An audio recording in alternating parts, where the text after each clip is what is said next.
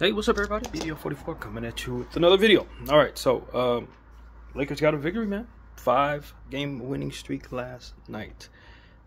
We captured that, and there was a few things I wanted to amend from things that I said in videos that I was mistaken. The first thing I want to say is in my Laker rant video, I said something about Paul George averaging 1 point. That was super false, super false. He's averaging about 15 points. So yeah, that was craziness. I heard something like that in a podcast, but I think I mislistened to what they were saying, misspoke, whatever the hell. They may have either said the wrong thing or they were talking about a different player, and I thought they were talking about Paul George. Paul George is not averaging 1 point, so nah, that wasn't how that went. Also, what else? It was something else that I did, and I forgot what it was.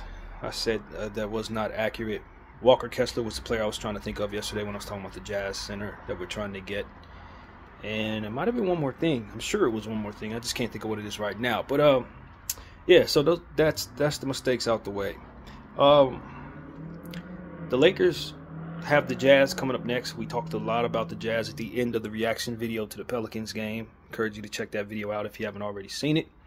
And you know, I just think that the Jazz are a very talented basketball bunch who are tanking on purpose, just like they have been doing for the last couple of years, and they keep on getting a lot of talent in the draft, and that is what they got this past draft. In fact, I think many people will argue that they had the best day of the draft, and they already had a team full of lottery talent, but they found first round talent in the back of the first round and in the second round. Filipowski and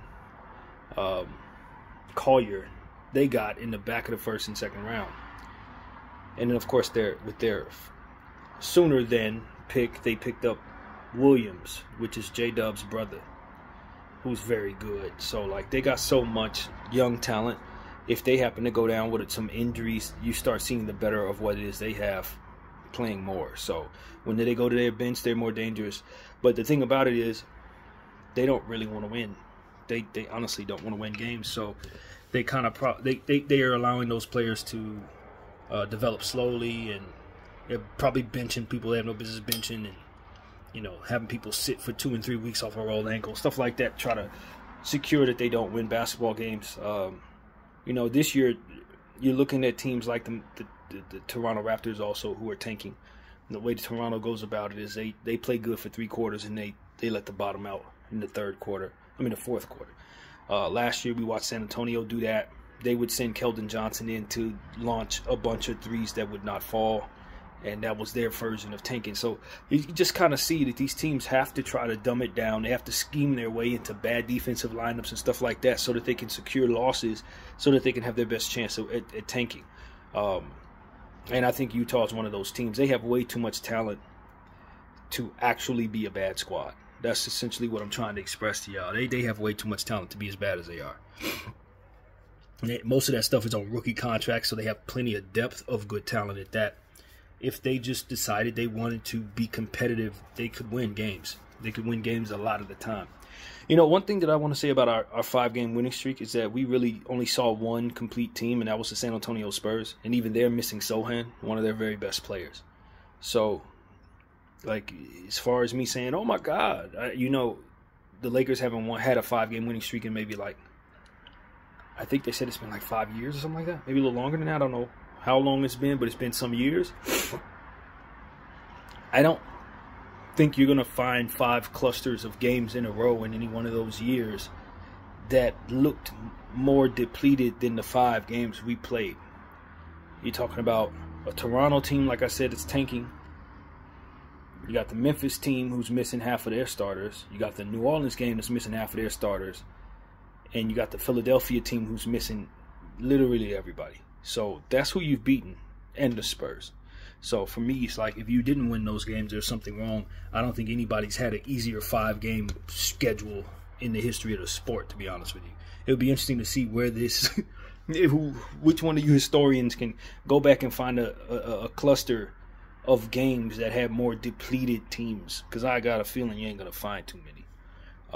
We had the easiest aspect of the schedule we could possibly have running into those particular teams, man. They're struggling to high hell. I mean, 2 of the most depleted teams we've seen in years we saw in this cluster, in Philadelphia and New Orleans. So what can I say, man? You're supposed to win those games. this don't feel like a 5-game winning streak. This feels like us taking care of a bunch of easy teams. And that's really what we were supposed to do. And then tomorrow with Utah, or rather on Tuesday with Utah, is no different. You're supposed to go on a 6-game winning streak because you're definitely supposed to beat Utah.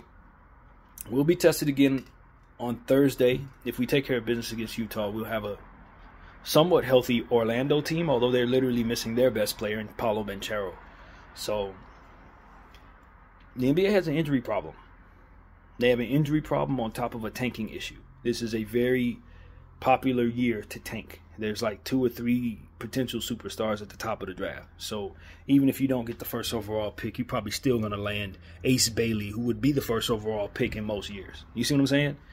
It's not just Cooper Flagg people are tanking for. They're happy to get a top 3 pick in this draft. Ron Harper's son is also at the top of this draft. He would be the number 1 pick in some years. Like last year, he would have been the number 1 pick in the draft, above Reese Shea. So it's like this is the type of draft where everybody wants to tank. And teams that get off to a slow start would probably shift into tanking, like the Philadelphia 76ers and the New Orleans Pelicans. They may shift to tanking if this continues. So, Philly got Joel back. And I've already made the argument on this channel that I think Philadelphia should tank anyway.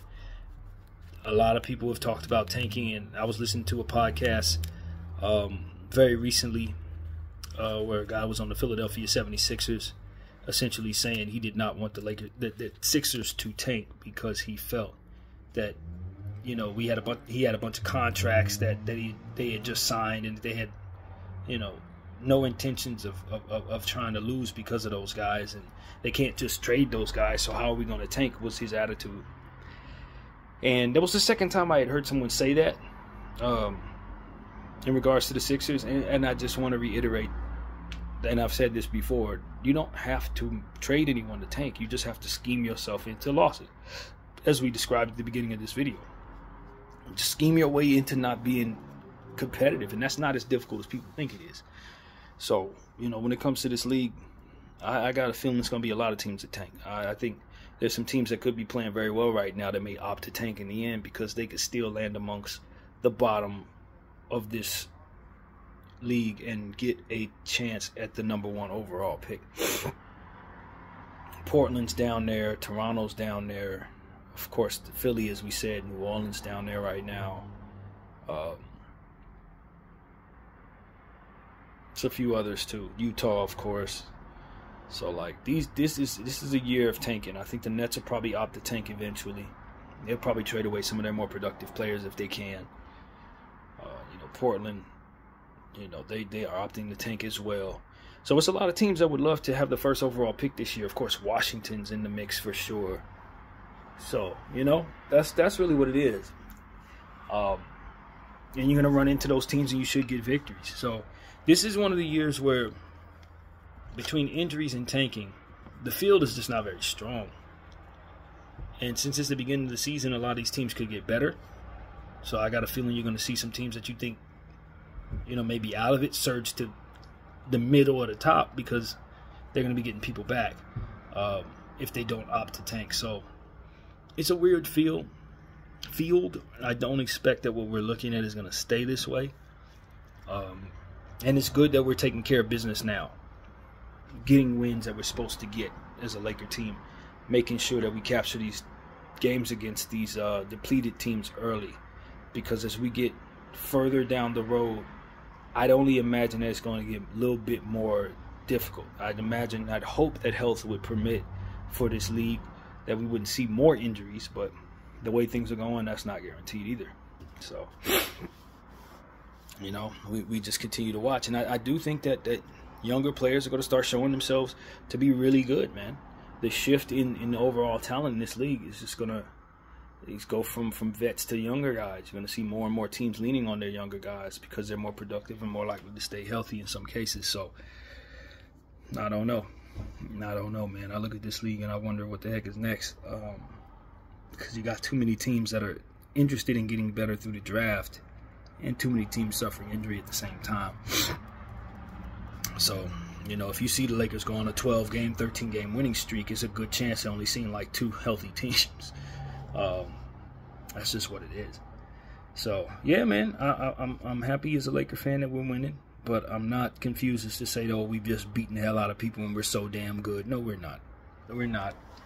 We are solid, and we've had an extremely soft area in the schedule hit us at once, and we're very happy about that.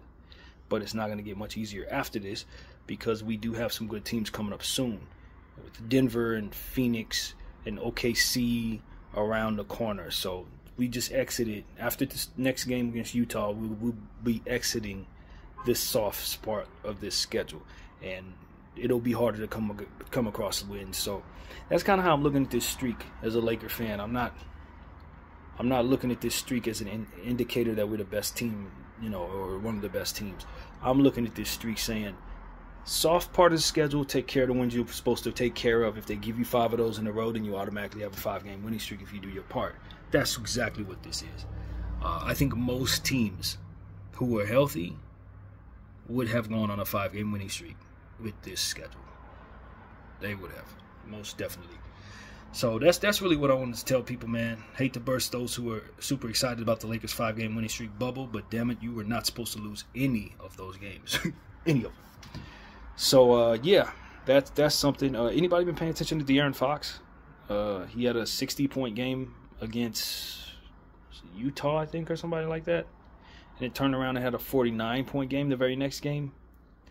Yeah, that's not minor, man. That is not minor. It's the first player to have that small amount of total in 2 games since Kobe.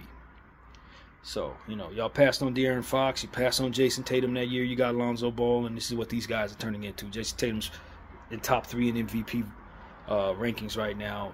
De'Aaron Fox is doing this Kobe stuff. So, yeah.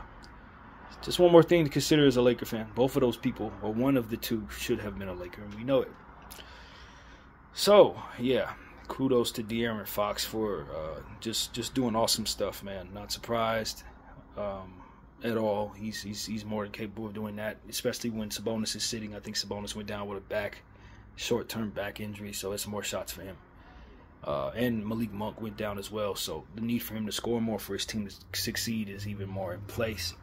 So look out for the Sacramento Kings. They're only getting better. DeMar DeRozan, I think he was also out. So you can see where he was, he had to jack up like 30 shots, and that's exactly what he did. So, yeah, man, he's scoring a lot right now. Pay attention to him. I remember what the mistake that I made was. I said that Anthony Davis had scored 72 points in 2 games. It was actually 71. I was 1 point off. He scored 31 in the last one and 40 in the one previous 2. So, yeah, that's what's going on there. We love what we're seeing from Dalton Connect. Hopefully that's enough to get him into firm rotation. He was in rotation, but probably like as the 8th or 9th guy. He needs to be moved up dramatically in the Laker rotation at this point. I don't think he should be playing any less than 28 to 30 minutes a night. And I know that there are people complaining about Anthony Davis getting 37 minutes last night. Excuse me, he may be playing too many minutes. He may be. But on the quest to, get MVP, he's probably, in order to get that individual award, going to have to play about 37 minutes a night. And score about 31 points a game, 14 boards, type of stuff every night. So that's what it really comes down to. If you scale back his minutes, you're probably going to eat away at his usage rate, and Jokic will slide right past him. That's just what's going to happen. You have to play him a lot of minutes if he's going to get that award. So that's what I'm telling people, man. I know he wants that award. I think he does anyway. He said he wanted Defensive Player of the Year, but I think MVP is a little more within his grasp than ever before. And we don't want to wear him down, so there's going to have to be something that has to give. But I'm telling you, if his usage isn't as high as it's been these first 14 games going forward, he will not win MVP. He will not. So that's just what I know. I already know that. And so that's something we need to consider. His eye still looks really bad. Everybody's been talking about it on every podcast. But it's hard to feel sorry for somebody when they don't want to wear a mask. When you don't want to protect the eye after it's been scratched 3 different times in a matter of 1 year. Bro, this is what you're signing up for, Anthony. I I'm not gonna sit here and try to make a grown man do something that makes sense. You know what I mean? It makes sense, bro. So if you don't see it, then you won't be able to see. It's what it is. You can't scratch me in the eye 3 times and think I'm not gonna wear a mask. That's not gonna happen. But I'm just me. So it is what it is, man. From what I understand, he wore a mask when he was a kid and he didn't like how it feels. He's still acting like a kid, bro. That's really how I see it. It's kind of frustrating, but that's not my eye. So let him do what he want to do, man. But when he gets scratched again, don't be surprised. Won't be me surprised. So yeah, there's that, and yeah, man, that's pretty much what's on my mind right now. I just wanted to give a little quick video and talk about some things that maybe I misspoken on, or just a few things I'm looking at around the league. Keep an eye open for Jared McCain. Over the last 4 games, he's basically been an all-star, let alone a Rookie of the Year candidate. Best player on the Philadelphia 76ers. Not even close. Sorry, everybody on the Sixers. You're not playing better than Jared McCain, including Joel Embiid, Paul George. You're not playing better than Jared McCain. He's playing better than them. And that is a fact. Picked him up in just about every league in my fantasy club. Every league I could think of, he's on it. LA Clippers. It's good seeing another LA team give away one of their young players, and they're playing great in Boston. I don't think I remember that he was with the Clippers. He was drafted there, played there for 3 years. They didn't give him any minutes, and now he's going crazy. It's good to see that happen to them. Couldn't happen to a better team. And yeah, what else, man? There's a lot of stuff going on in the league that's noteworthy. There's a center in Charlotte getting an opportunity, Dibiate. I haven't had a chance to see him play, but he's on the map, which means that Nick Richards may be even more likely to be disposable in their rotation, given the fact that they have centers now that need minutes like Dibiate, and of course Mark Williams, who's forever injured. He will be back at some point someday. So I think the idea is to try to pry Nick Richards away from Charlotte while they have so much center depth. So that's something to consider for not only the Lakers, but any other team that needs a center. So yeah, man, these are things that I'm thinking about. There's a few other things I just want to recall, but I just can't, and I'm not going to give you a bunch of dead air. So that's pretty much what I got to say, man. I hope everybody's having a great Sunday, and we'll be ready on Tuesday, Laker fans, for the Utah Jazz. We will not take them lightly. It will be a cup game, so we'll be ready with our new floor intact. BDL 44, I thank you all for watching. I'm out.